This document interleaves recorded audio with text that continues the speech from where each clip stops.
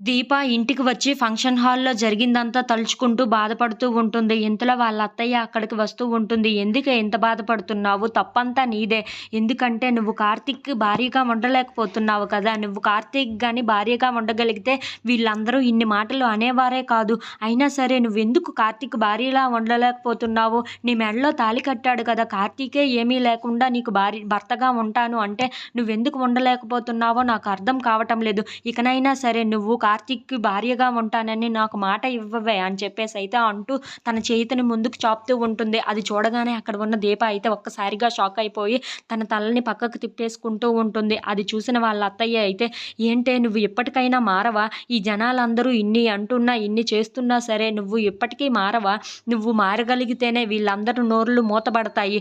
నువ్వు కార్తీక్‌కి భార్యగా ఉండగలిగితేనే వీళ్ళందరూ నోరు మూసుకొని కూర్చుంటారు. లేదంటే నిన్ను ఎన్నో మాటలు అంటూ అలాగే కార్తీక్ బాబుని కూడా ఎన్నో మాటలు అంటూ ఉంటారు. నువ్వు అతనికి దగ్గరైతేనే చాలా మంచిది" అని చెప్పేసైతే అంటూ ఉంటుంది. ఆ మాటలు వినగానే అక్కడ ఉన్న దీప అయితే, ఇప్పుడు ఇంత దగ్గరగా ఉన్నాను, ఇన్ని అవమానాలు పడుతున్నాను. ఇంకా దగ్గర అవుతే ఇంకా ఎన్ని అవమానాలు పడతానో ఏంటో అని చెప్పేసైతే అంటూ ఉంటుంది. ఆ మాటలు వినగానే అక్కడ ఉన్న వాళ్ళ అత్తయ్య అయితే, "అవునే నువ్వు ఇప్పుడు దగ్గరగా ఉన్నావు కానీ మరి నువ్వు భార్యగా ఉండటం లేదు కదా! భార్యగా ఉండగలిగి మీ ఇద్దరు జంటగా ఉంటే ఎవ్వరు ఏమీ అనరు. అది గుర్తుపెట్టుకో. నువ్వు ఇప్పటికైనా నాకు మాట ఇస్తావా లేదా? నువ్వు భార్యగా ఉండాలి" అని చెప్పేసైతే అంటూ ఉంటుంది. ఆ మాటలకి మాత్రం దీప ఎంతకీ ఒప్పుకోను అని చెప్పేసైతే అంటూ ఉంటుంది.